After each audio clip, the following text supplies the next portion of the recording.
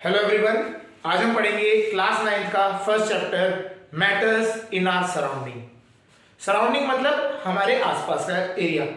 हमारे आसपास जो सराउंडिंग में अगर बात करते हैं तो हमारे आसपास टेबल्स, वॉल्स, बोर्ड, चौक, क्लोथ्स, तो ये सब हमारे क्या है, सराउंडिंग है।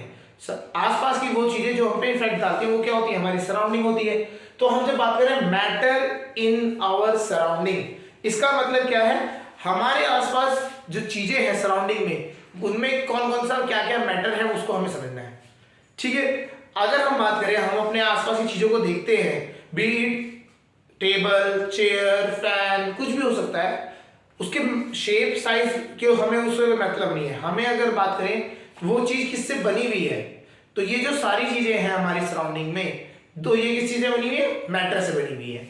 ठीक है, तो अगर हम बात करें डेफिनेशन के बाद पर्पज से बात करें तो मैटर क्या होता है, matter is a substance that has following properties। अब वो following properties क्या क्या है, पहली प्रॉपर्टी समझते हैं, मास। उसके पास क्या होगा, खुद का मास होगा। वही सब्सटेंस मैटर कहा जाएगा जिसके पास खुद का मास होगा। अगर उसका मास नहीं है तो वो मैटर नहीं है। पहला पॉइंट समझ आ गया। तो उसके पास कौन सी प्रॉपर्टी होनी चाहिए, मास होना चाहिए। Second property, it occupies space। it occupies space। इसे occupies space को एक और नाम से जान सकते हैं, वॉल्यूम। तो सेकंड प्रॉपर्टी क्या है, उसे अगर उस चीज को मैंने उठा के कहीं रख दिया तो वो उस जगह को घेर लेगा, वहां पे कुछ ना कुछ जगह घेरेगा, मतलब इट ऑक्यूपाइज स्पेसेस। क्लियर है, या फिर हम ये कह सकते हैं उसकी खुद की एक वॉल्यूम होगी। समझ आ गया। थर्ड चीज जो आती है that is can be sensed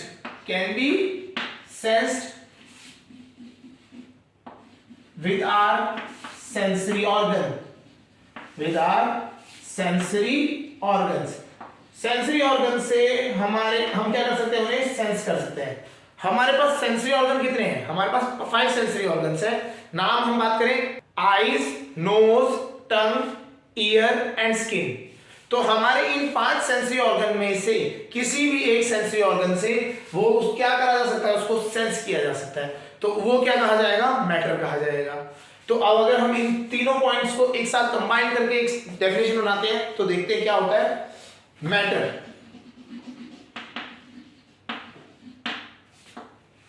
matter it is anything,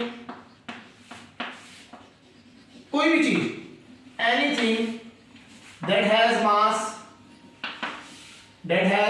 mass, comma, occupies space को ऑक्यूपाई करता है, and can be sensed by anyone, किसी भी एक one of our sensory organ। किसी भी एक सेंसरी ऑर्गन, या एक से ज्यादा भी हो सकता है, एक से ज्यादा भी हो सकता है, एक से भी हो सकता है। फॉर एग्जाम्पल टेबल के एग्जाम्पल ले लेते हैं। टेबल को क्या कर सकता हूं मैं, विजन आई से देख भी सकता हूं, प्लस उसको टच करके फील भी कर सकता हूं। समझ आ गया। तो हम क्या कर सकते हैं, उस टाइम पे 2 कर सकते हैं। लेकिन अगर मैं एयर की बात करूं, हवा की बात करते हैं, तो हवा क्या है, हवा हमारे को दिखाई दे सकती है, नहीं दिखाई देगी, but it can B feel, उनको फील किया जा सकता है। अगर आप हवा फ्लो कराते हैं तो वो क्या होता है, आपको स्किन पे फील होती है, ठंडी ठंडी हवा चल रही है, सुना होगा। तो वो क्या है, वो भी क्या कहा जाएगा, air is also a matter. समझ आ गया। तो ये तीनों प्रॉपर्टीज अगर आपको मिलती हैं तो वो क्या कहा जाता है, उन्हें मैटर कहा जाता है। एग्जाम्पल ऑफ मैटर में अगर हम आ जाए, table, chair, car, fan, board, ठीक है, ये बहुत सारी जितने भी हमारे आसपास की चीजें हैं वो सारी क्या है, मैटर में आती है। कुछ एग्जांपल ऐसे बताते हैं कि जिसमें जो मैटर नहीं है, लाइक हमारा इमोशंस जो हमारे होते हैं, लाइक एंगर, हेट, ठीक है, तो ये क्या है, दीज आर फीलिंग्स और इमोशंस, ये हमारे मैटर में काउंट नहीं होते। तो हमें समझ आ गया। तो मैटर इन आवर सराउंडिंग क्या है, तो हमारे आसपास की वो चीजें जिनके पास ये 3 चीजें होनी चाहिए, it has its own mass, it occupies space या फिर वॉल्यूम है, third, it can be sensed from one of our sensory organ, हमारे 5 सेंसरी ऑर्गन में से किसी भी एक सेंसरी ऑर्गन से ये सेंस होनी चाहिए, उन्हें क्या कहा जाएगा, मैटर कहा जाएगा। समझ आ रहा होगा। चलिए अब हम बात करते हैं ये मैटर जो होते हैं हमारे, इसका क्लासिफिकेशन समझ लेते हैं यहाँ पे पहले। मैटर के क्लासिफिकेशंस को हम समझते हैं। Matter are classified according to 2 ways. Matter को 2 तरीकों से क्लासिफाई किया जाता है। 2 तरीके हैं जिनसे क्लासिफाई किया जाता है। पहला तरीका फिजिकली, फिजिकली मतलब आप सामने देख रहे हैं उसे, फिजिकली, फिजिकल अपीयरेंस में कैसा है। यहां पे हम जस्ट बात करेंगे स्टेट, बात करेंगे कौन सी स्टेट में है, ठीक है। तो हमारे को यहाँ पे स्टेट्स की बात करनी है, जैसे सॉलिड, लिक्विड और गैस। एग्जांपल में हम लिख देते हैं। तो फिजिकली होता है जिसमें क्या आता है, जैसे सॉलिड, लिक्विड, गैस। तो ये क्या है, इनकी स्टेट्स हैं। इस तरीके से आप क्लासिफिकेशन कर सकते हैं। सिमिलरली आपका यहाँ पे केमिकली भी होता है। केमिकली अगर हम बात करें, केमिकल भी मैटर को वो किया गया है क्लासिफाइड। उनमें कौन सी कैटेगरीज आती है, इनमें आते हैं हमारे 3 like elements, compound and mixture. ये चीज अभी हमारे इस चैप्टर में अगर हम बात करें तो इस चैप्टर में हमें केमिकल वाला पार्ट नहीं पढ़ना है। बस ये हम आपको बता रहे हैं, ये अगले चैप्टर में आएंगे जिसमें हम बात करेंगे एलिमेंट्स क्या होते हैं, कंपाउंड्स क्या होते हैं, मिक्सचर्स क्या होते हैं। वो आपका नेक्स्ट चैप्टर है is matter around us pure, तो उसमें ये चीजें आएंगी। तो हमें ये वाला पार्ट तो पढ़ना नहीं है, हमें इस वाले को पढ़ना है फिजिकल प्रॉपर्टीज में। तो फिजिकल में कौन सा आता है, सॉलिड, लिक्विड एंड गैस। 2 और स्टेट्स होती हैं, प्लाज्मा एंड बीईसी। उसको हम आगे जब पढ़ेंगे इसके बारे में ज्यादा तो और समझेंगे। क्लियर है। तो हमने बता दिया कि मैटर की क्लासिफिकेशन कितनी कर रखी है, 2 तरीके से क्लासिफाई कर रखा है। तो 2 तरीके से कौन सा, फिजिकली एंड केमिकली क्लासिफाइड है। इस चैप्टर में हमें फोकस करना है फिजिकली पे, अगले चैप्टर में हम केमिकली में भी फोकस करेंगे। क्लियर है पॉइंट। चलिए अब हम बात करते हैं मैटर के बारे में ही वापस आते हैं। तो हमें ये तो पता लग गया कि हमारे आसपास की जो भी चीजें हैं, टेबल, चेयर, कुछ भी आपके आसपास जो है, कार वार, ठीक है, बस से लेके एरोप्लेन से लेके कोई भी चीज, वो किससे बनी हुई है, मैटर से बनी हुई है, हाँ या ना। तो मैटर के जो पार्टिकल्स हैं, अगर हम बात करें मैटर है, समझ आएगा, ये तो समझ आएगा एरोप्लेन का मैटर। वो पार्टिकल्स के बारे में अगर हम बात करें तो कैसे होते हैं पार्टिकल्स, क्या प्रॉपर्टीज होती है, उनको समझते हैं। ठीक है, तो हम यहां बात करते हैं properties.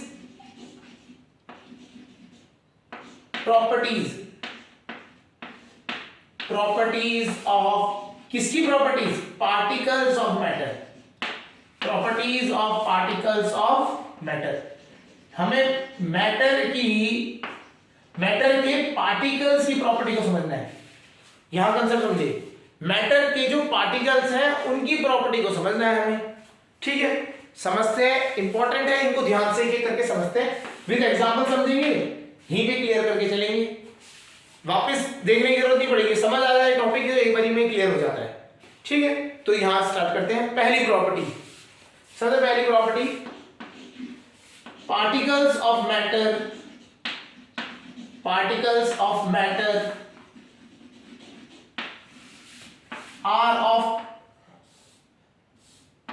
are very small in size, ये बहुत छोटे होते हैं, इनको हम अपने नॉर्मल आइज से नहीं देख सकते। आप ये समझिए, अगर मैं आप टेबल को देख रहे हैं तो आप उसके पार्टिकल्स को नहीं देख रहे हैं, आप टेबल के कंप्लीट स्ट्रक्चर को देख रहे हैं। ठीक है, तो हम वो बहुत ज्यादा स्मॉल साइज के हो सकते हैं, आप अभी इमेजिन भी नहीं करेंगे, बहुत ज्यादा छोटे लेवल पे होते हैं। क्लियर है, तो particles of matter are very small in size. अच्छा, इसका अब एग्जांपल समझते हैं कैसे। आप क्या करें, आपने इंक का एक गिलास पानी ले और इंक की एक छोटी सी ड्रॉप डाल दें। ठीक है, वो जो और इंक, जब आप इंक की उस छोटी सी ड्रॉप में डालेंगे और उसको आप क्या करेंगे, स्टिर कर देंगे, तो वो जो पूरी की पूरी इंक है वो क्या करेगी, वाटर का कलर क्या कर देगी, चेंज कर देगी। जैसे आपने ब्लू इंक डाली तो आपने और स्टिर किया तो पूरा का पूरा पानी क्या हो गया, नीले कलर का हो गया, नहीं हो गया। इसका मतलब क्या है, वो छोटे से एक ड्रॉप में एक आपके छोटे से ड्रॉप में इतने पार्टिकल्स थे कि वो पूरे के पूरे गिलास में मिक्स हो गए, तभी तो ब्लू कलर कर दिया। देखिए ये गिलास था, गिलास ले लिया सपोज करिए, ठीक है, यहां पे वाटर भरा है, आपने एक ड्रॉप डाली, 1 ड्रॉप ऑफ इंक, ठीक है। इसी ड्रॉप में, एक ड्रॉप में हम बोलते हैं पार्टिकल्स रखे हुए पास पास, ठीक है। ये ड्रॉप अंदर जाते ही हमने जब स्टिर किया तो इस ड्रॉप के जितने भी पार्टिकल्स हैं वो हर जगह पे फैल तो गए, इनके बीच में फैल गए, तभी तो पूरा पानी कैसा होगा, ब्लू कलर का हो गया, ठीक है। यही सेम चीज अगर आप बात करेंगे, एक क्वेश्चन आता है KMnO4 के क्रिस्टल्स है, उन क्रिस्टल्स को डाल दिया और वो पूरा का पूरा कलर चेंज, पूरा का पूरा जो लिक्विड का कलर है वो एक ही उसी के कलर जैसा हो गया, तो वो क्या शो करता है, KMnO4 का क्रिस्टल डाला, एक क्रिस्टल आपने कुछ एक दो क्रिस्टल डाल दिए और आपने स्टिर किया वाटर को, तो पूरा का पूरा जो वाटर है उसका कलर चेंज हो गया, ठीक है।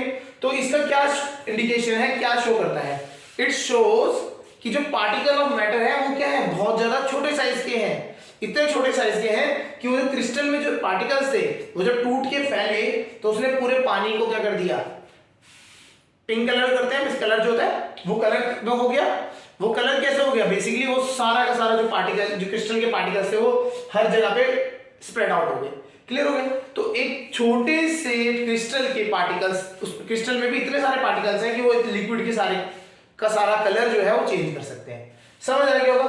तो particles of matter are very small in size, ये चीज समझ आई होगी, पहली प्रॉपर्टी समझ आ गई, नोट करते रहिए, ठीक है। चलिए आगे करते हैं, सेकंड प्रॉपर्टी पे आते हैं।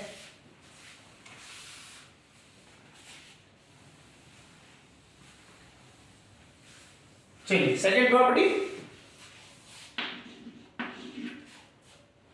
the particles of matter are continuously moving, the particles of matter are continuously moving,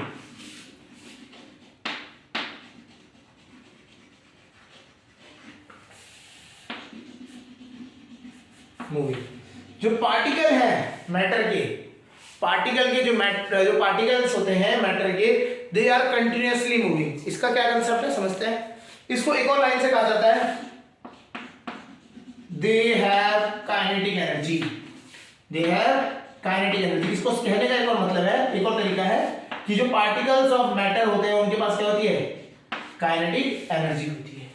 इसका मतलब क्या है, अगर हम बात करते हैं, अगर आप कोई भी पार्टिकल लेते हो, लाइक गैस ले ली, तो गैस में जो उसके पार्टिकल्स है ना अंदर, वो मूव कर रहे हैं, कंटिन्यूअसली मूव कर रहे हैं, ठीक है।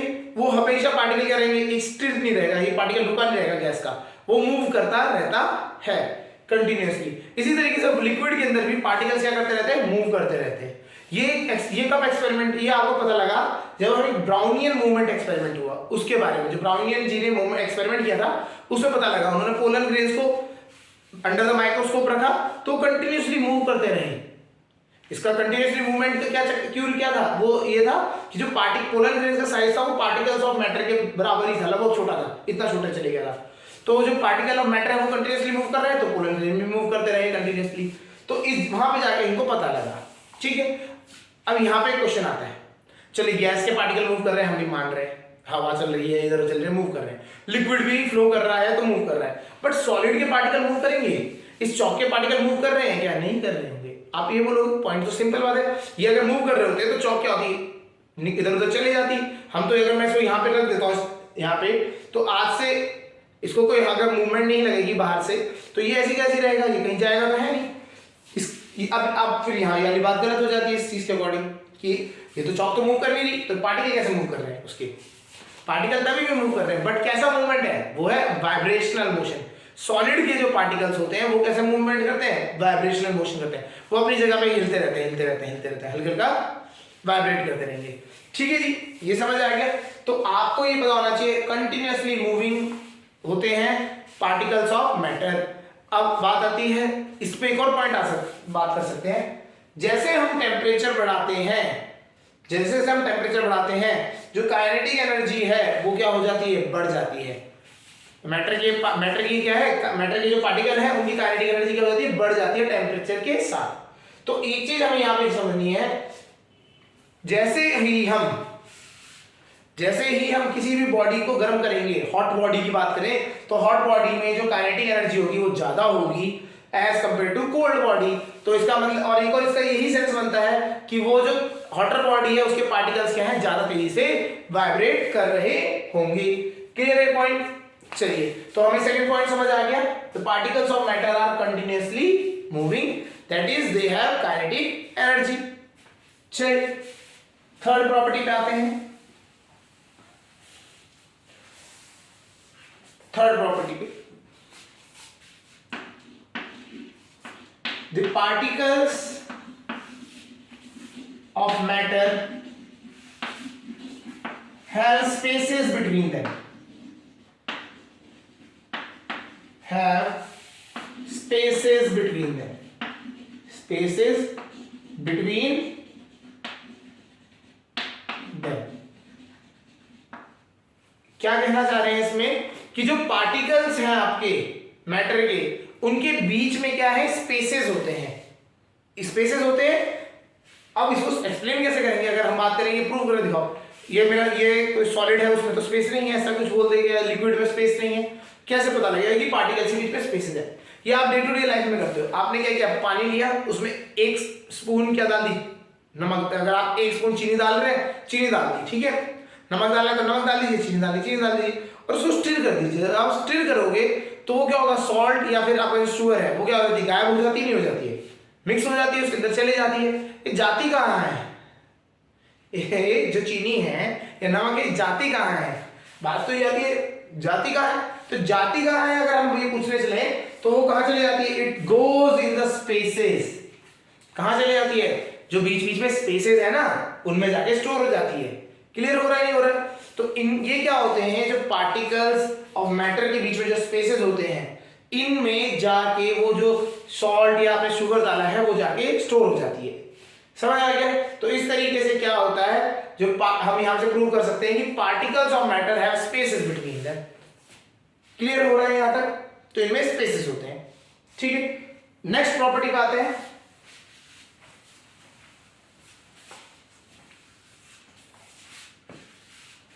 Fourth, the particles of matter attract each other. Particles of matter attract each other.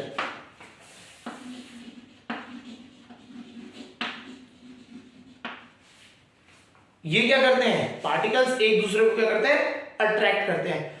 ये अपने आप अपने जैसे पार्टिकल्स को अपने तरफ खींचते हैं। तो ये यही स्टेटमेंट है, the particles of matter attract each other. Clear हो रहा है point?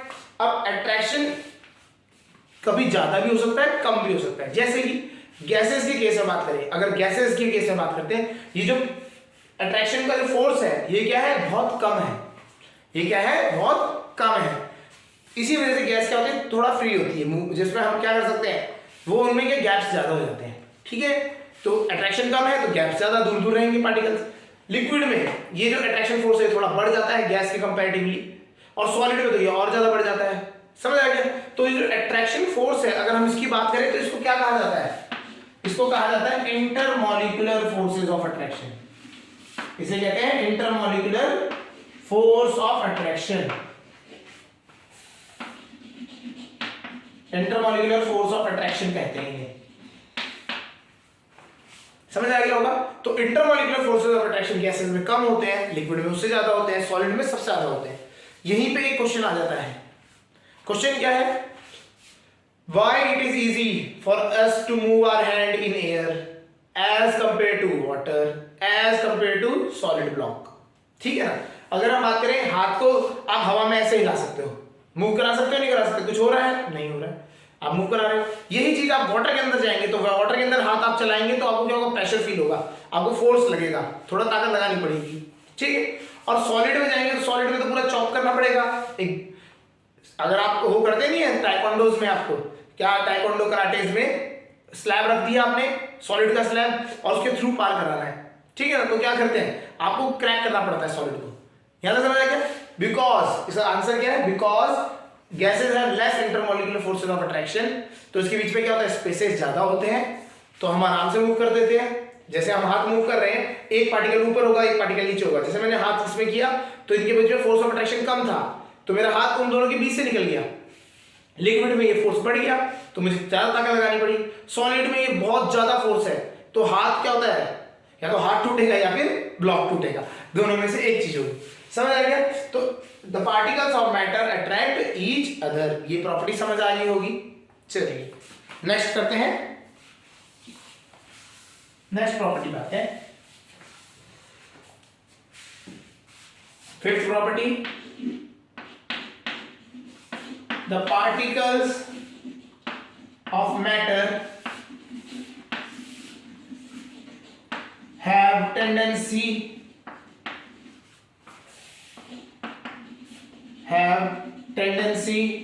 to diffuse।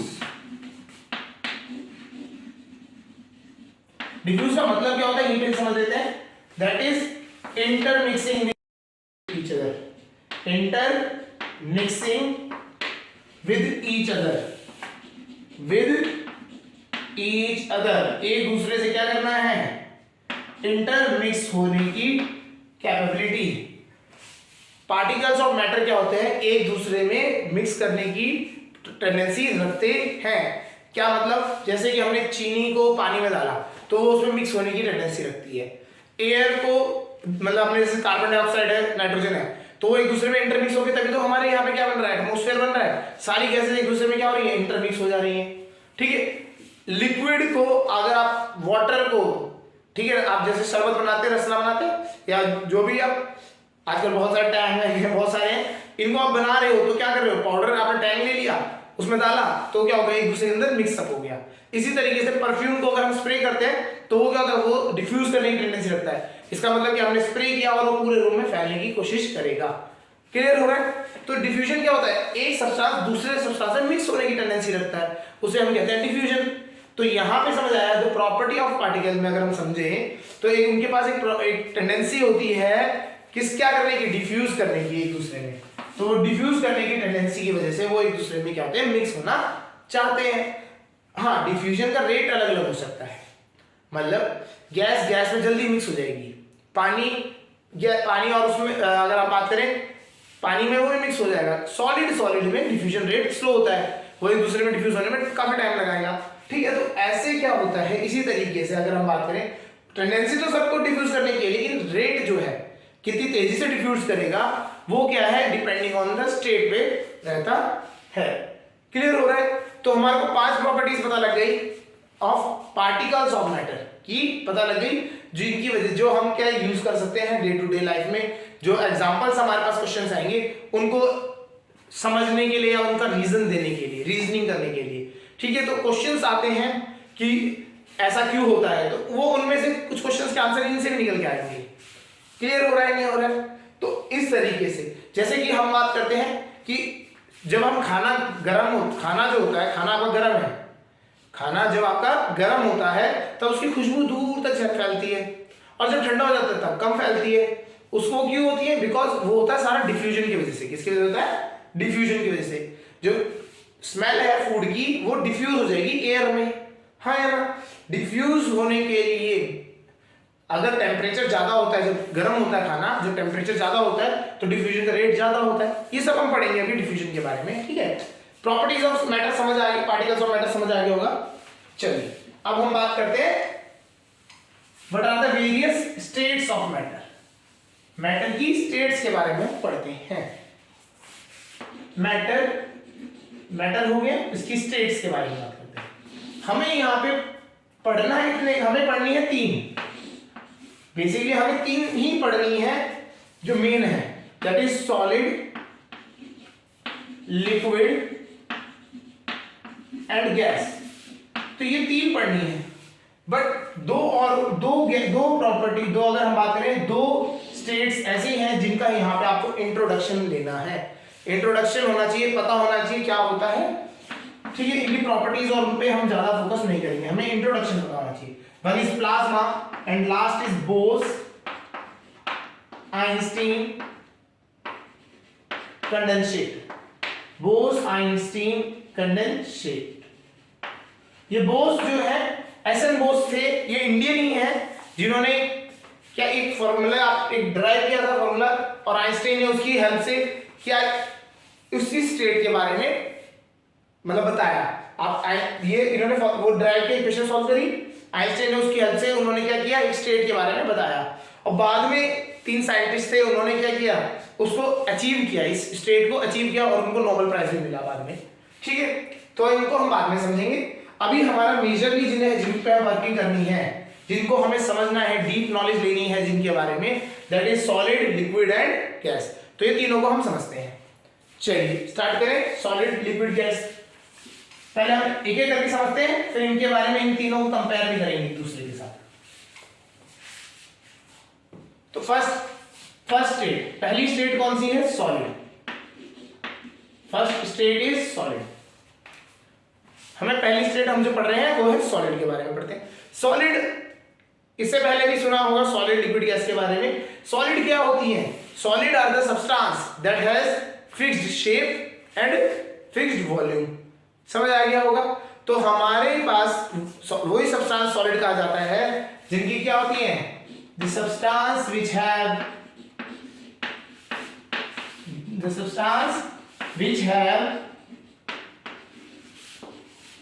fixed shape fix है and fixed volume भी फिक्स है उसकी, क्या है? वॉल्यूम भी फिक्स है। ठीक है, तो वो सब्सटेंस को सॉलिड कहा जाएगा जिसकी शेप भी फिक्स है, जिसकी वॉल्यूम भी फिक्स है। ठीक है, और जैसे कि ये बोर्ड है, अगर हम एग्जांपल लें, ये बोर्ड जो है दिस इज सॉलिड, इसकी शेप भी फिक्स है, वॉल्यूम भी फिक्स है। और ये क्या होते हैं? ये रिजिड है। अगर आप बात करो ये टफ है, रिजिड है, तो ये क्या है? They are rigid. They are, अगर हम बात करें स्टार पॉइंट लिखें, दे आर रिजिड। ये क्या रहते हैं? रिजिड रहते हैं। रिजिड मतलब रिजिड का कंसेप्ट समझते हैं।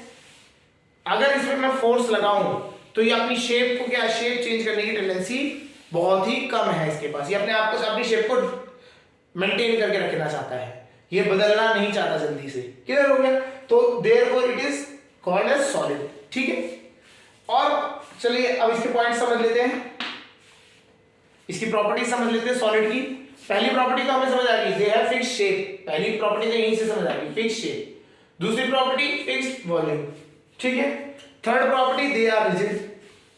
Fourth property they have high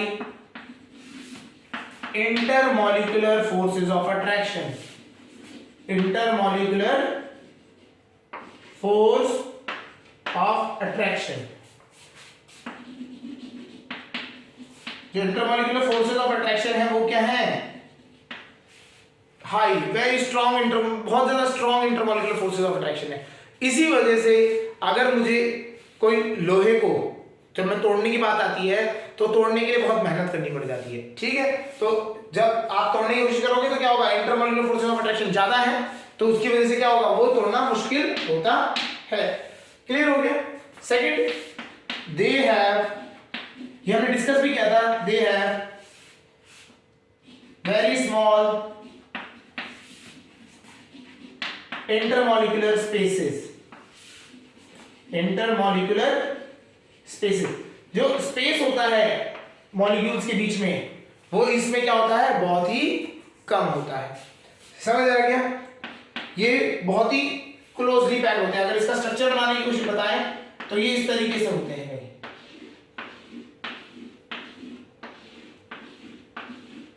तो स्ट्रक्चर वाइज अगर आप देखेंगे तो ये क्या है? क्लोजली पैक्ड है, एक दूसरे से क्या है? बिल्कुल पास पास चिपके हुए हैं। क्लियर हो गया? और ये कंटिन्यूअसली मूव करते तो अपनी जगह पे ही हल्का हल्का वाइब्रेट कर रहे होंगे। ठीक, यहां से समझ आता है? ठीक है, अब नेक्स्ट प्रॉपर्टी लिखते हैं, दे हैव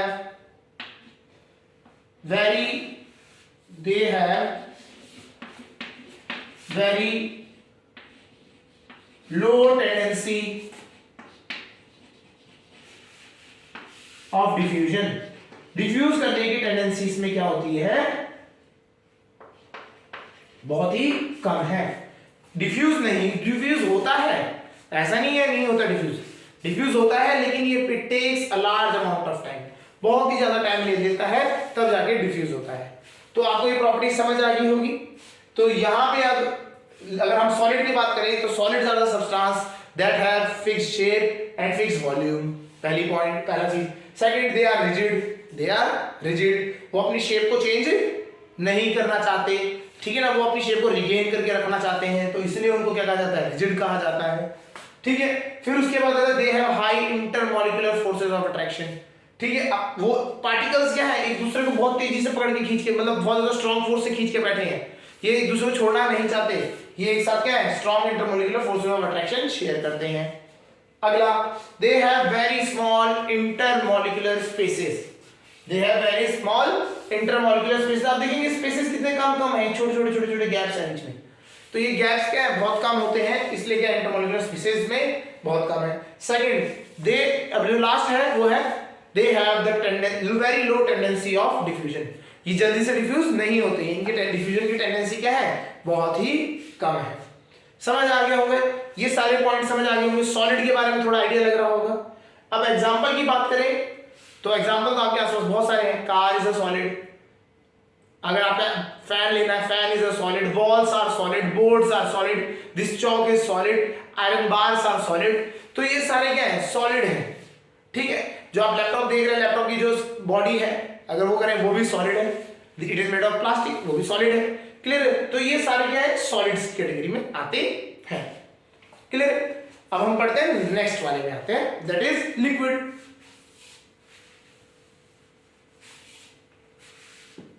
लिक्विड, इन्हीं किसी को यूज करते हैं, इन्हीं स्टेटमेंट्स को यूज करेंगे तो क्या होता है, आपको याद करने में आसानी हो जाएगी। थोड़े से फेरबदल करने हैं, और जैसे आपने थोड़े से फेरबदल करे आपका सॉलिड की सारी प्रॉपर्टीज किसमें कन्वर्ट हो जाएंगी, लिक्विड वाले में, ठीक है। पहली चीज, सॉलिड्स में तो क्या था, it has fixed shape and fixed volume, but in liquid they do not have fixed shape and volume, they are substance which do not have fixed shape, but उनके पास फिक्स शेप नहीं होती, but have fixed volume। क्या हुआ, concept समझे। Liquid वो substance है जिसके पास shape तो नहीं है फिक्स, बट वॉल्यूम फिक्स है, उसकी वॉल्यूम क्या है, फिक्स है। तो इसका मतलब क्या है, आपकी शेप फिक्स नहीं रहेगी, वॉल्यूम क्या रहेगी, फिक्स रहेगी। समझ आ गया। तो ये इसके जो डेफिनेशन में अगर हम बात करें, ठीक है, इसको इस तरह की एक और चीज समझ सकते हैं, जो फिक्स शेप की बात आती है इसकी, तो यहाँ पे कंसेप्ट आता है, it do not have fix shape but it takes the shape of the container, वो कंटेनर की शेप ले लेता है, जैसे कंटेनर की जिस शेप, जो शेप होगी कंटेनर की, उस शेप को ये क्या कर लेगा, अडेप्ट कर लेगा, ठीक है। आपने एक गिलास में डाला तो गिलास की शेप ले लेगा, बोतल में डाला तो बोतल की शेप ले लेगा। तो लिक्विड क्या होता है, it do not have fixed shape but takes the shape of the container. Clear हो गया। अब आता है नेक्स्ट पॉइंट आता है, इसी को चेंज करते चलते हैं। नेक्स्ट पॉइंट, सॉलिड क्या था, दे आर रिजिड, बट यहां पे क्या होता है, दे आर फ्लूइड। यहां पे क्या है, दे आर फ्लूइड। तो फ्लूइड कौन से सब्सटेंस होते हैं, tendency to flow, tendency to flow. ये वो सब्सटेंस है जिनकी क्या है, टेंडेंसी है किसकी, फ्लो करने की। आप समझे, they are the fluids which have the tendency of flowing, मतलब उनमें फ्लो करने की टेंडेंसी है। क्लियर हो गया, नहीं हो गया। तो अगर मैटर की बात करें तो दो, अगर फिजिकली अगर बात करें तो दो कंडीशंस, दो टाइप के रहते हैं। वन इज रिजिड, जो अपनी शेप को चेंज नहीं करते, जो कि हमारा क्या है, solid. Second, other is fluid, जिसे हम फ्लूइड कह रहे हैं। फ्लूइड क्या होता है, जिनकी टेंडेंसी होती है फ्लो करने की, जैसे कि आपका लिक्विड भी हो गया और गैस, दोनों के दोनों क्या होंगे, फ्लो करने की टेंडेंसी है। मतलब आपने पानी में क्या किया, पानी में आपने फोर्स लगाया तो वो क्या कर जाएगा, फ्लो करने लग जाएगा, मूव करने लग जाएगा। क्लियर है, ठीक है, ठीक है। अब यहाँ पे अगला जो केस आता है, अगली पॉइंट है, they have intermolecular forces of attraction की बात करें, सॉलिड में इंटरमॉलिक्यूलर फोर्सेस ऑफ अट्रैक्शन ज्यादा है, यहाँ पे क्या होता है, इंटरमीडिएट। इंटरमीडिएट मतलब इन दोनों के बीच में है, ना ही वो सॉलिड जितने स्ट्रांग है, ना ही वो सॉलिड जितने स्ट्रांग है, और ना ही वो गैसेस जितने वीक हैं। इंटरमॉलिक्यूलर फोर्सेस ऑफ अट्रैक्शन तो वो क्या है, इंटरमीडिएट है। वो ना ही, अगर हम कंपैरिजन में आए तो ना ही वो सॉलिड जितने स्ट्रांग है, ठीक है, और ना ही गैस जितने वीक है, उन दोनों के बीच में है। क्लियर हो गया। तो intermolecular forces of attraction are intermediate. Intermediate मतलब इन दोनों की कंडीशन में, या फिर मीडियम भी कह सकते हैं, इंटरमीडिएट नहीं तो मीडियम, ठीक है। अब अगला क्या है, they have very small intermolecular spaces. अब हम बात करें इंटरमॉलिक्यूलर फोर्सेस, स्पेसेस के बीच में बात कर रहे हैं, ठीक है ना। तो यहां पे आ जाएगा दे हैव मीडियम, ना ही वो बहुत कम है, ना ही वो बहुत ज्यादा है, इट इज मीडियम, इन दोनों के बीच में, सॉलिड और लिक्विड के केस के बीच में है आपके इंटरमॉलिक्यूलर स्पेसेस। क्लियर हो गया। अगला क्या है, दे हैव, अब इनमें क्या आता है, they have the tendency, they have tendency of diffusion, diffuse करने की टेंडेंसी है, हाँ या ना। तो they have the tendency of diffusion, diffuse करने की टेंडेंसी होती है इनमें, ठीक है। जैसे वाटर, एक लिक्विड दूसरे लिक्विड में डिफ्यूज होने की टेंडेंसी है। क्लियर है। स्ट्रक्चर वाइज अगर आप बात करें तो स्ट्रक्चर में क्या होगा, ये ना गैप्स होती है, एक इधर है एक इधर है। अगर ये मैं कंटेनर में रख दूं तो इसके पार्टिकल्स क्या है, इधर इधर दूर दूर है, ठीक है। तो they are having intermolecular spaces between them, इनके बीच में स्पेसेस भी हैं फोर्सेस ऑफ फ्रिक्शन कम होने की वजह से। तो एक बार पूरा वापस समझते हैं। लिक्विड के लिए पहली चीज, they have fixed volume but not fixed shape, they takes the shape of the container. वो क्या करते हैं, उनके पास वॉल्यूम फिक्स है बट शेप फिक्स नहीं है। वो क्या करते हैं, कंटेनर की वो ले लेते हैं शेप, जो कंटेनर की शेप होगी वही इनकी शेप होगी। क्लियर है point. Second, they are fluid, मतलब उनके पास they have the tendency to flow. तो liquid has the tendency to flow, they are therefore they are called fluid. समझ आ गया होगा। नेक्स्ट देखते हैं, they have intermediate forces of attraction. जो फोर्सेस ऑफ अट्रैक्शन है, दो पार्टिकल्स के बीच में जो खिंचाव है, अट्रैक्शन फोर्स है, वो क्या है, इंटरमीडिएट है। ना ही वो सॉलिड जितने स्ट्रांग है, ना ही वो लिक्विड और गैस जितने वीक है, वो इंटरमीडिएट है, इन दोनों के बीच में यहीं पे आते हैं। ऐसे ही आता है इंटरमॉलिक्यूलर स्पेसेस। तो they have medium intermolecular force spaces, ना ही वो सॉलिड की तरह टाइटली पैक है, टाइटली पैक नहीं है, ना ही वो गैसेस की तरह फ्री टू मूव है, फ्री टू मूव नहीं है। उनमें क्या है, आराम गैप्स है लेकिन ज्यादा नहीं है, मीडियम लेवल पे है। क्लियर हो गया। मीडियम किस कंपैरिजन में कर रहे हैं हम, सॉलिड और गैस की बात में कर रहे हैं, ठीक है। तो ये पॉइंट जब भी याद रखना, ये सॉलिड और गैस के साथ आता है, ठीक। अगला आता है, they have tendency of diffusion. Liquid एक दूसरे में डिफ्यूज होने की टेंडेंसी रखता है। जैसे कि अल्कोहल को आप पानी में मिला दो, मिल जाएगा, डिफ्यूज हो जाएगा, स्प्रेड आउट हो जाएगा। क्लियर है। इसी तरीके से और एग्जांपल लेने हैं तो आप ये कह सकते हो कि आपने लिक्विड लिया, एक इंक ली, मिल्क होता है, मिल्क में पानी मिला दो, दोनों डिफ्यूज हो जाएंगे। या इंक ली आपने, जो पेन में इंक डालते हैं, ठीक है, वो आपने पानी में मिलाई, वो इंक मिल गई। होली में रंग मिलाते हैं नहीं मिलाते हैं, तो वो क्या है, डिफ्यूजन की तो प्रॉपर्टी है। क्लियर हो रहा है नहीं हो रहा है। तो ये आपके लिक्विड के पॉइंट्स होते हैं।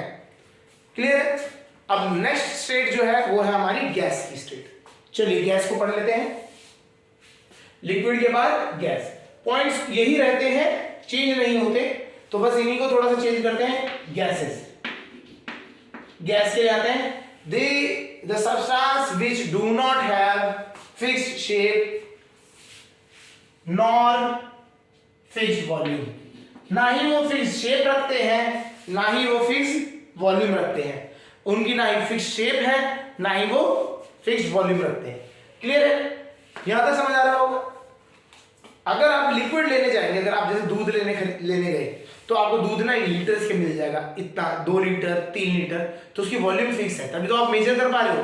बट गैसेस में ऐसा कुछ है नहीं, गैसेस की वॉल्यूम फिक्स नहीं होती है। समझ आ गया। चलिए नेक्स्ट पॉइंट, ये कॉमन रहता है। अगर हम बात करें लिक्विड और गैसेस में, ये पॉइंट कॉमन है, they both are fluid, they are fluid. इसका मतलब क्या है, they have the tendency to flow. ये क्या करने की, फ्लो करने की टेंडेंसी है। आपने पंखा चलाया, हवा चलने लगी, फ्लो करने लगी। इवन हाथ वाला पंखा करते हैं हम, तो आप क्या कर रहे हो, आप फोर्स लगा रहे हो और उसकी वजह से क्या हो रहा है, एयर मूव करने लग जा रही है। आपने फूका भी तो कभी भी क्या हो रहा है, आप बोल भी रहोगे कभी भी क्या होता है, जो आसपास की एयर है वो क्या कर रही है, मूव कर रही है। क्लियर है, तो they have the tendency to flow. अब बात आती है इंटरमॉलिक्यूलर फोर्सेस की, इंटरमॉलिक्यूलर फोर्सेस ऑफ अट्रैक्शन की।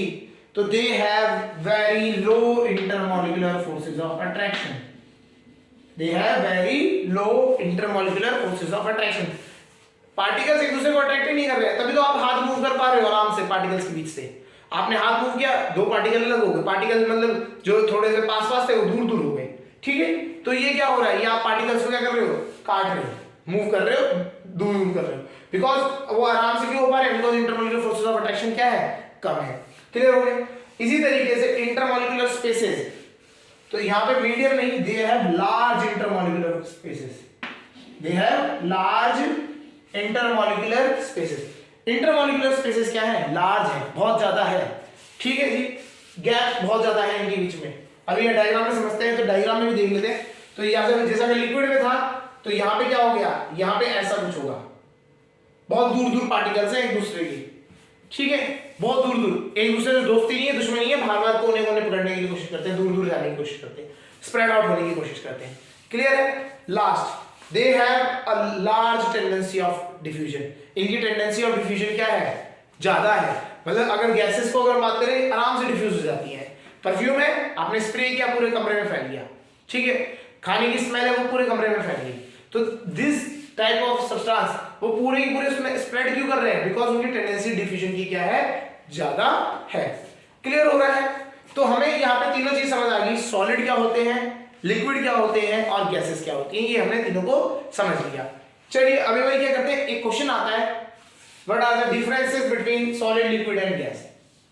तीनों के बीच में डिफरेंस बताना है, तो हम इनको एक साथ तीनों को कंपेयर कर लेते हैं, तो कंपैरिजन से हमें और क्लियर हो जाएगा।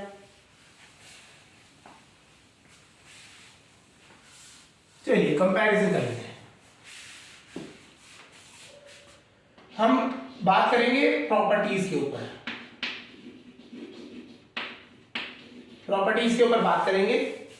सॉलिड के लिए क्या रहेगी कंडीशन वो बताएंगे, लिक्विड के लिए क्या कंडीशन है वो समझाएंगे, and next is gas, gases के लिए क्या सिनेरियो है वो समझते हैं।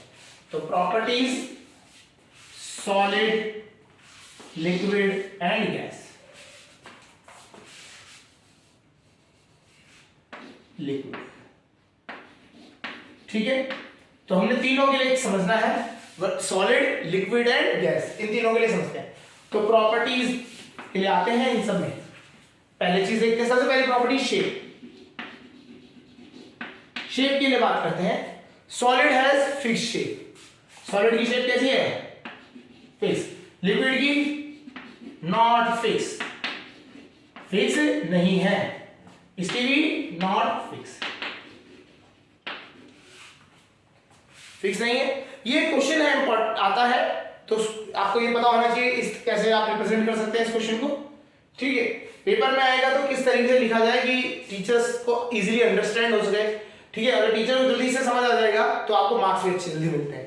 ठीक है, प्रेजेंटेशन इज वेरी इंपॉर्टेंट। अगर आप बात करें, आपने सब कुछ आता है आपको, बट आप सही से क्वेश्चन आंसर नहीं लिख पा रहे हैं, मतलब क्वेश्चन को प्रॉपर तरीके से समझा नहीं पा रहे, प्रॉपर तरीके से प्रेजेंट नहीं कर पा रहे, तो कोई फायदा ही नहीं है। तभी एक फोकस किया जाता है स्टार्टिंग से, राइटिंग पे फोकस। Writing does matters. अगर आप बात करें, राइटिंग डज मैटर्स, बिकॉज कितनी अच्छी प्रेजेंटेशन होगी, आधा टीचर तो खुश वैसे ही हो जाता है प्रेजेंटेशन देख के, अरे वाह इतना अच्छा, बच्चे को कुछ आता ही होगा। ठीक है, चलिए, तो यहाँ पे प्रेजेंटेशन इंपॉर्टेंट है, इसीलिए हम ये एक तरीका बता रहे हैं कि इस तरीके से डिफरेंशिएशन लिखना चाहिए। सेकंड क्या है, वॉल्यूम। शेप के बाद क्या आती है, volume. Solid has fix volume, liquid has fix volume, but gas not fix, ये फिक्स नहीं होती है। ठीक है जी, चलिए third, intermolecular spaces. Intermolecular spaces, intermolecular spaces solid में क्या होता है, लो, बहुत ही कम होता है। लिक्विड में मीडियम और गैसेस में लार्ज। ठीक है। Fourth, inter molecular force of attraction, force of attraction, force of attraction.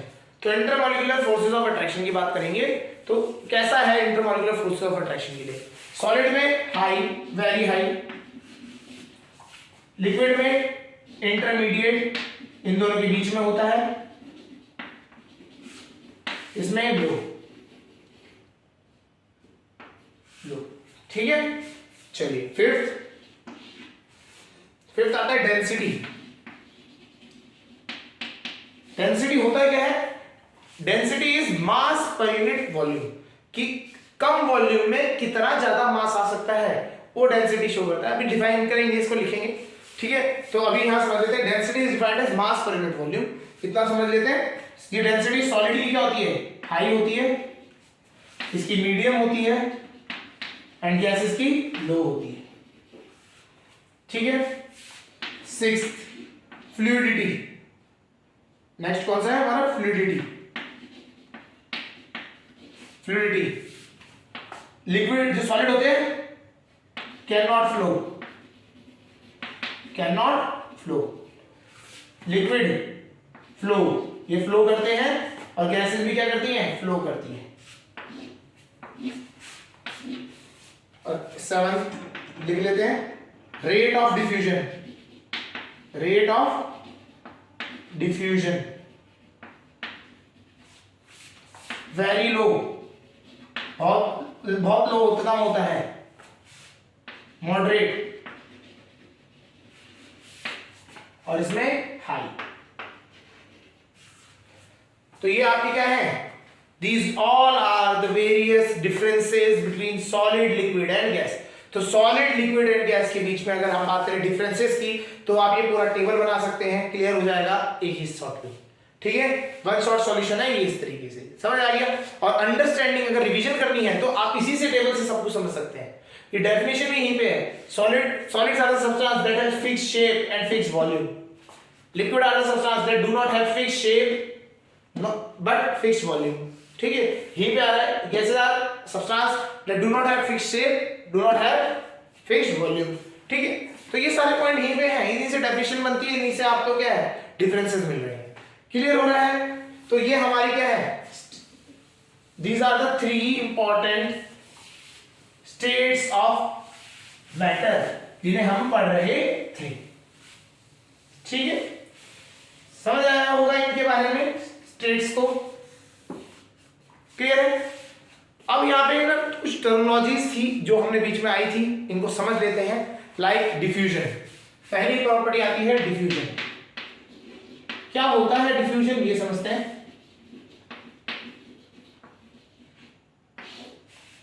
Diffusion समझते हैं होता क्या है और कहां पे यूज होता है, ये भी समझ आ जाएगा इससे। डिफ्यूजन क्या होता है?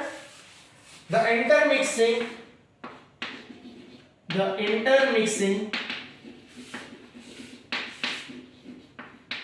of two substances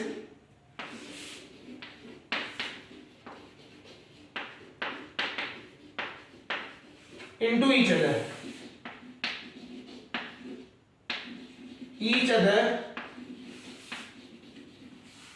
such that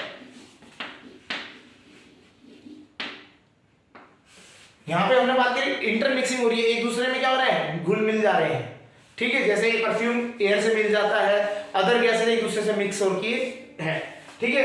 but condition क्या है? Such that the substance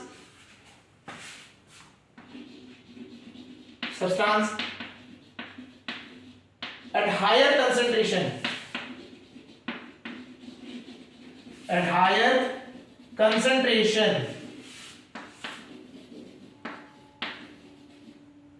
moves toward lower concentration,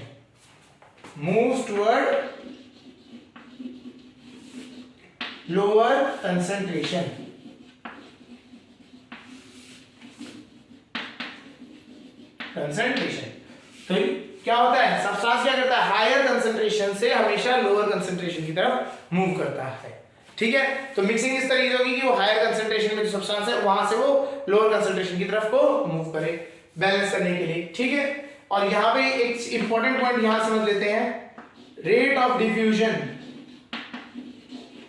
जो डिफ्यूजन का जो रेट होता है is directly proportional to temperature.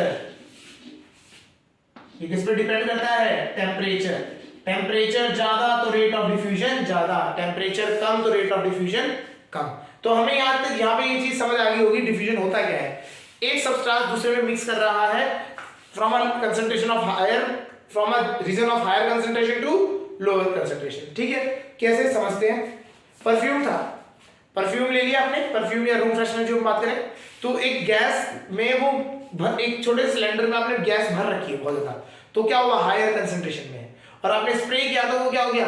वो बाहर फैलने की कोशिश करेगा। कैसा एरिया है वो? It is the area of low concentration. तो वो क्या करेगी? गैस बाहर निकलने की कोशिश करेगी। क्लियर हो रहा है? नहीं हो रहा? हायर कंसंट्रेशन से वो लोअर कंसंट्रेशन की तरफ मूव करेगी। क्लियर है? ऐसे ही अगर बात करते हैं हम, आपने पानी लिया, उसमें चीनी के क्रिस्टल्स डाल दिए, तो जो क्रिस्टल था उस क्रिस्टल के अंदर आपके, अगर हम बात करें क्रिस्टल के अंदर कंसंट्रेशन ऑफ शुगर ज्यादा था। ठीक है, तो ये क्या कर रहा है? क्रिस्टल अपने आप को डाइल्यूट करके, मिक्स करके अपनी कंसंट्रेशन एक क्रिस्टल में ना रख के पूरे के पूरे लिक्विड में ट्रांसफर कर रहा है। ठीक है, तो ये पूरे के पूरे लिक्विड में ट्रांसफर करने की टेंडेंसी क्या है? यही डिफ्यूजन है, हायर कंसंट्रेशन से लोअर कंसंट्रेशन में ट्रांसफर करना। क्लियर है पॉइंट? चलिए, नेक्स्ट वर्ड जो हमने सुना था बीच में, जो हमारे आया था, दैट वाज डेंसिटी। एक हमारा टॉपिक जो हम बात कर रहे थे, तो डेंसिटी वर्ड भी आया था, तो डेंसिटी को समझ लेते हैं।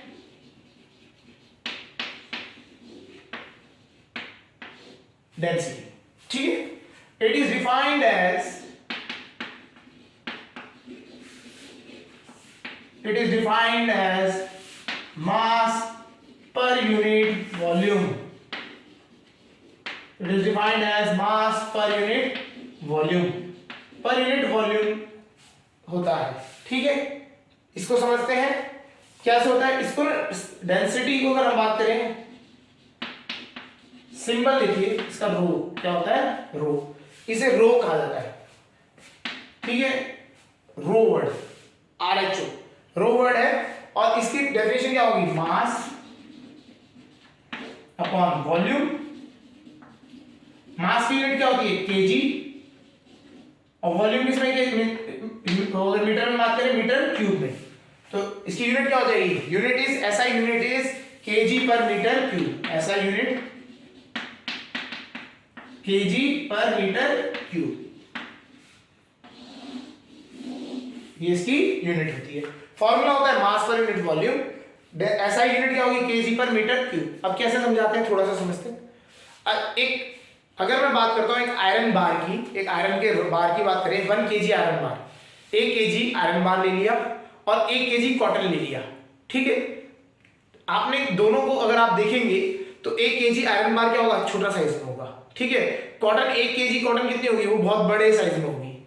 समझ रहे? इसका मतलब क्या हो रहा है? 1 kg मास क्या है? फिक्स कर दिया।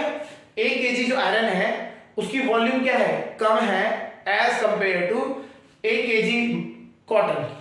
कॉटन की वॉल्यूम ज्यादा है, तो इसका मतलब क्या है? जो इस डेंसिटी का अगर हम समझे, डेंसिटी अगर कब ज्यादा होगी? ज्यादा तब होगी जब कम वॉल्यूम में ज्यादा मास आएगा। ठीक है, और डेंसिटी कब ज्यादा होगी, मतलब कम होगी, जब आपका वॉल्यूम अगर फिक्स कर दो तो मास क्या आएगा? उतने में कम आएगा। तो ये इस तरह से समझ सकते हैं, या फिर उल्टा समझ सकते हैं कि आपने मास फिक्स कर दिया, वॉल्यूम अगर ज्यादा तो डेंसिटी कम, मास फिक्स कर दिया, वॉल्यूम अगर कम तो डेंसिटी ज्यादा। तो हम अगर आयरन और कॉटन की कॉटन के बारे में बात करें तो किसी डेंसिटी ज्यादा होगी? आयरन वाले की ज्यादा होगी। कॉटन क्या है? कॉटन की डेंसिटी कम होगी। समझ आ गया? तो इसी तरीके से डेंसिटी को आपको समझना है। डेंसिटी ऑफ सॉलिड, अगर कंपैरिजन में बात करें, सॉलिड की ज्यादा होती है as compare to liquid, as compare to gas. Gas की सबसे कम होती है। समझ रहे हो? अगर कंपैरिजन में थोड़ा बता देते हैं, density of air, density of air की बात करें तो इट इज 1 kg पर मीटर क्यूब। वाटर की बात कर लेते हैं, डेंसिटी ऑफ वाटर वो कितनी होती है? 1000 kg पर metre cube at 4 degree Celsius.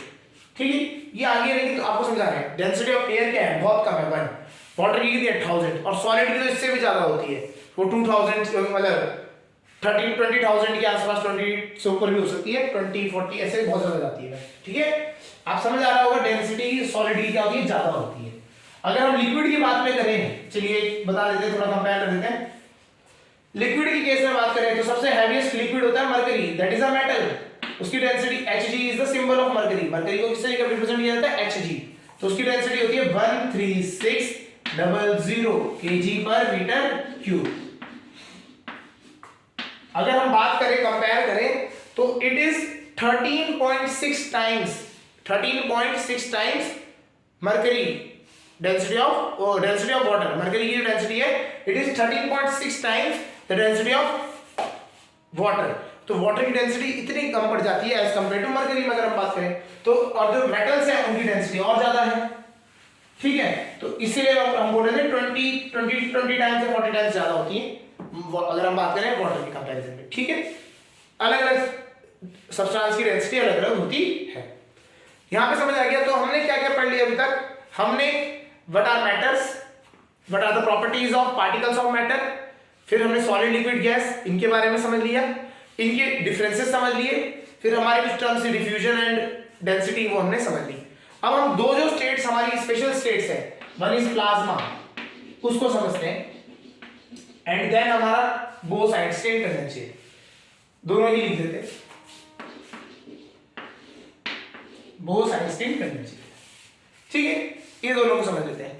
Plasma state अगर हम बात करें, ये अवेलेबिलिटी अगर हम बात करें इसकी, तो जनरली आपको कहां मिलेगी, ये आपको मिल जाएगी सन। ये अगर सन में देखते हैं, सूरज देखा होगा, सन जो हमारा है, जो जिससे हम लाइट आती है हमारे अर्थ पे, सन हो गए या स्टार्स हो गए, इनके अंदर आपको प्लाज्मा मिलता है। Basically this is a extreme hot condition, मतलब जो गर्मी है वो इतनी ज्यादा गर्मी है कि जो मेटल्स है अपने, ये मेटल्स या कोई भी सब्सटेंस है, वो क्या कर रहा है, वो आयंस में टूट जा रहा है। मतलब उसके अंदर से एटम्स इलेक्ट्रॉन्स जो पड़े होंगे, सुना होगा, तो एटम्स इलेक्ट्रॉन्स निकल के बाहर घूम रहे हैं, फ्री हो गए हैं। वो एक एटम के अंदर इलेक्ट्रॉन्स और जो है सब्सटेंस है इलेक्ट्रॉन्स, वो एटम नहीं पकड़ के रख पा रहा है, एटम्स टूट के क्या हो रहा है, वो इलेक्ट्रॉन्स और वो सब कुछ बाहर फ्रीली घूम रहा है।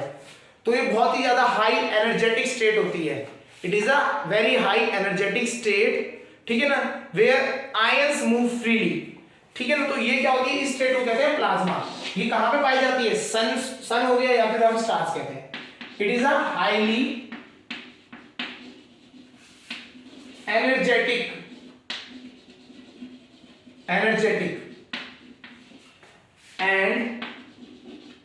एक्साइटेड स्टेट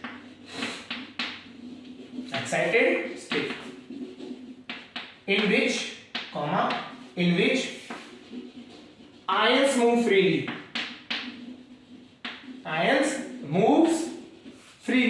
Ions क्या करते हैं, फ्रीली घूम रहे हैं, एक पूल ऑफ आयंस है, मतलब आयंस आपके मूव कर रहे हैं फ्रीली, तो ये प्लाज्मा होता है।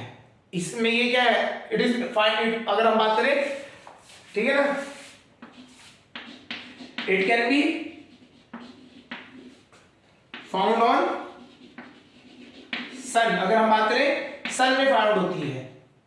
ठीक है, ये चीज ना, ये चीज अगर आप बात करें, अगर हम अर्थ में बात करें, अर्थ में ऐसा आप बोलोगे अर्थ में होता नहीं, क्या होता है लेकिन बहुत छोटे अमाउंट, बहुत छोटे से एरिया में, एक हम कह सकते हैं छोटे लेवल पे कह सकते हैं, वो हम करते हैं।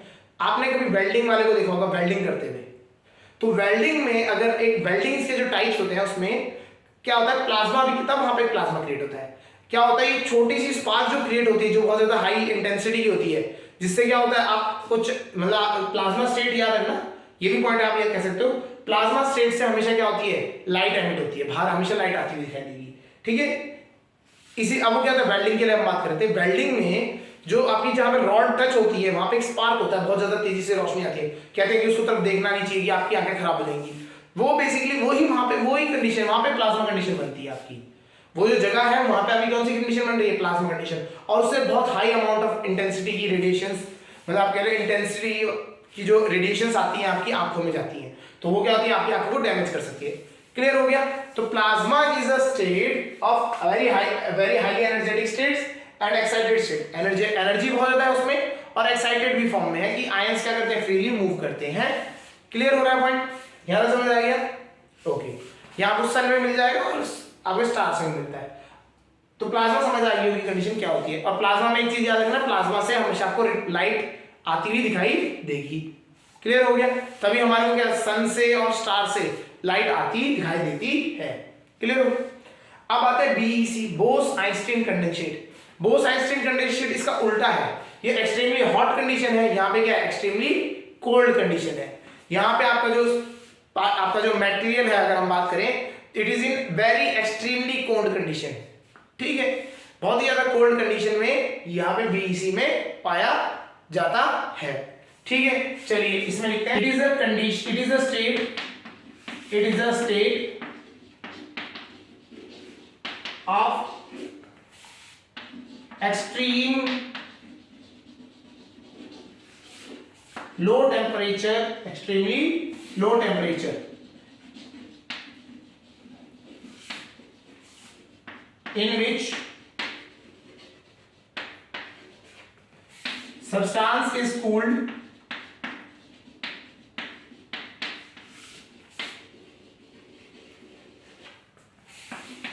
to about absolute zero temperature, absolute zero temperature। अब होता क्या है ये एब्सोल्यूट जीरो टेम्परेचर, ये समझ लेते हैं। अब ये समझते हैं, ये जैसे आपको बताया प्लाज्मा का जस्ट उल्टा होता है, ये यहाँ पे बहुत ज्यादा लो टेम्परेचर होता है। ठीक है, और वो एब्सोल्यूट जीरो टेम्परेचर तक कूल कर दिया गया। एब्सोल्यूट जीरो होता क्या है समझते हैं। हमने एक चीज आपको बताई थी कि जो पार्टिकल्स ऑफ मैटर है वो कंटिन्यूअसली मूव कर रहे हैं, हाँ या ना। फिर उसके बाद हमने ये भी चीज बताई कि वो टेम्परेचर बढ़ने के साथ उसकी जो मूवमेंट है वो बढ़ जाएगी। ठीक है, अगर मैं टेम्परेचर कम करूं तो ये मूवमेंट कम भी तो होती चली जाएगी। ठीक है, तो अगर हम कम करते चले जाएं, एक ऐसी कंडीशन आती है जहां पे ये पार्टिकल मूव करना बंद कर दे। क्या हो जाता है, सारे के सारे पार्टिकल्स क्या हो जाएंगे, स्टिल हो जाएंगे बिल्कुल वहां पे। क्लियर हो गया? तो उस टेम्परेचर को क्या कहा गया, एब्सोल्यूट जीरो। ये क्या होता है, यही इसको हम अगर एब्सोल्यूट जीरो स्केल बात करें तो अगर अभी हम पढ़ेंगे तो केल्विन टेम्परेचर जो आपका स्टार्ट होता है वो कहां से होता है, एब्सोल्यूट जीरो से स्टार्ट होता है। ठीक है, ये टेम्परेचर बहुत ही लो टेम्परेचर है। आपने लिक्विड नाइट्रोजन सुना होगा, अगर ठंडा अगर हम बात करें उसके लिए, तो उससे भी ज्यादा ठंडा अगर हम बात करते हैं तो ये एब्सोल्यूट जीरो होता है। ये आपको जनरली आप बात करें आउटर स्पेस में मिलता है ये वाला टेम्परेचर भी। क्लियर हो रहा है? तो BEC is extremely low condition temperature state, जिसमें क्या होता है, जो आपका ऑब्जेक्ट है या सब्सटेंस है उसको क्या कर दिया, इतना ज्यादा ठंडा कर दिया है, कहां तक, जीरो, एब्सोल्यूट जीरो टेम्परेचर तक ले गए हैं। तो ये आपकी दो स्टेट्स है जो एडिशनल है सॉलिड लिक्विड गैस के अलावा। ठीक है जी, ये आपको सबको समझ आ गया होगा। अब जो नेक्स्ट लेक्चर्स है उनमें हम बात करेंगे व्हाट इज टेम्परेचर, उसके scales and then conversion of one state to another, solid liquid में कन्वर्ट कैसे होता है, लिक्विड गैस में एंड अदर थिंग्स। ठीक है।